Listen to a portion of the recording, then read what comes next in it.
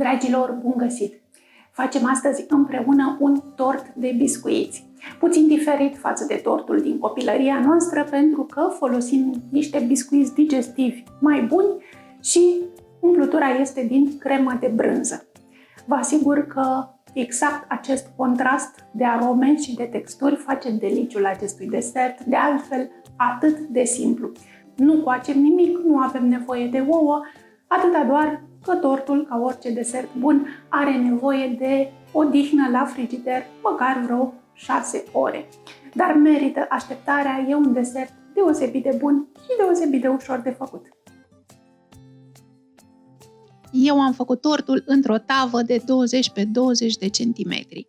Asta înseamnă cam 9-10 porții dacă folosiți o tavă de dimensiuni apropiate. Nu uitați că ingredientele le găsiți, ca de obicei, și la descrierea videoclipului, de unde le puteți citi mai ușor. Într-un castron rece pun smântâna pentru frișcă, 350 de ml.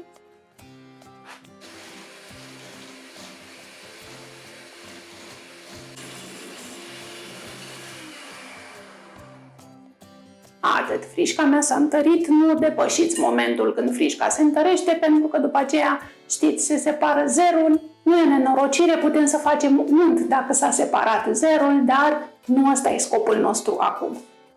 Adăugăm crema de brânză, dar nu toată deodată, puțin câte puțin.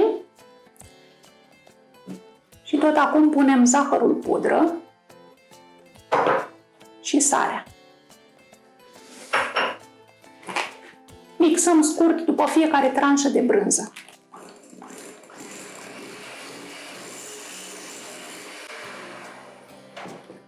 E mai ușor la pasul acesta să lucrați cu un mixer cu picior.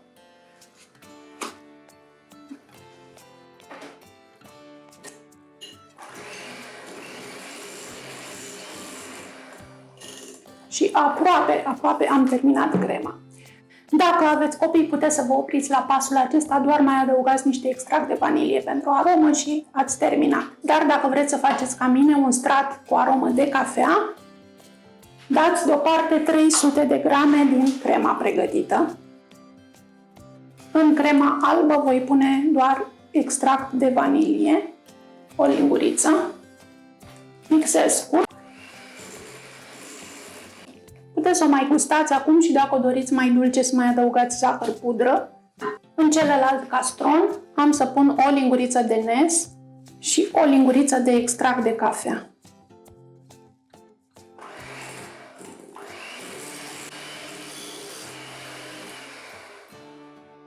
Vom înmuia biscuiții pentru o secundă într-un lichid. O să folosesc o cafea instant.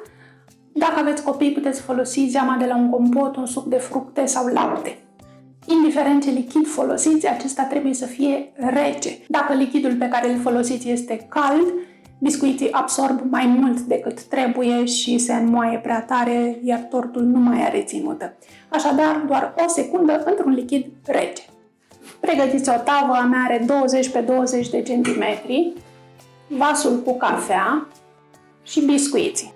Eu folosesc biscuiții aceștia, vi arăt doar ca să știți ce să căutați în magazine dacă doriți să procedați ca mine. Au aromă de caramel și de scorțișoară, sunt foarte buni la gust, îți place să-i mănânci și goi, dar rămite într-un tort.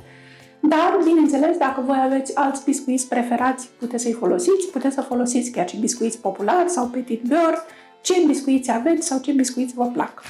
Și cum spuneam, luăm câte un biscuite, îl înmuiem pentru o secundă și îl așezăm în tavă. Peste primul strat de biscuiți punem jumătate din cantitate de cremă albă. Nivelăm cu o lingură.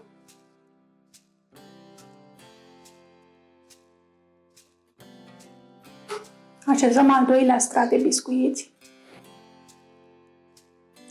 Se face la fel de ușor ca tiramisu, dar gustul este complet diferit. Crema de brânză este mai acrișoară puțin și are altă aromă decât mascarpone. Punem crema de cafea sau voi, dacă nu folosiți, continuați tot cu cremă albă. și o nivelăm cu dosul unei linguri. Și deasupra încă un rând de biscuiți. Ultimul.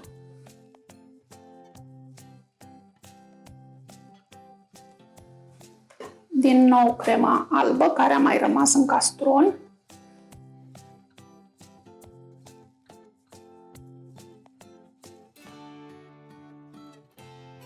Pentru glazura de ciocolată, punem ciocolata tăiată cuburi, eu am cumpărat-o deja tăiată cuburi. O punem într-un vas care va merge la bain-marie sau la microunde, dacă vreți să o topiți la microunde. Punem tot aici untul și smântâna.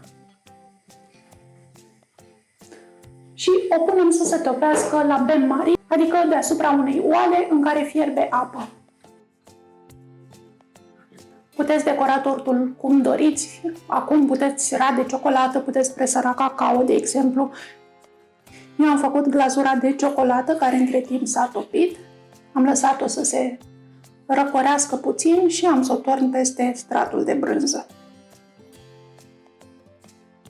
O nivelăm rapid, să nu apuce să se întărească în contact cu brânza rece de dedesubt. Și dacă v-au mai rămas câțiva biscuiți, se mărunțesc foarte ușor cu degetele. Nu trebuie să-i băgăm la vreun robot.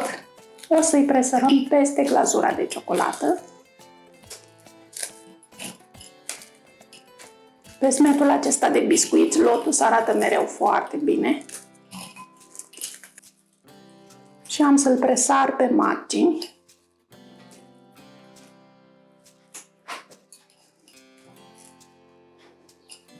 O parte din el se va înmuia în contact cu ciocolata, bucățile mai mari rămân mai uscate și mai texturate.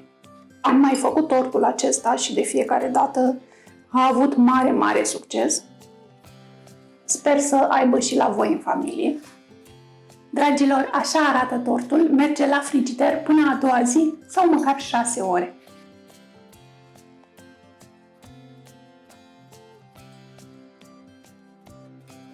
Abia aștept să-l gust, e foarte moale și foarte cremos. O să vă placă și vouă foarte mult, sunt convinsă.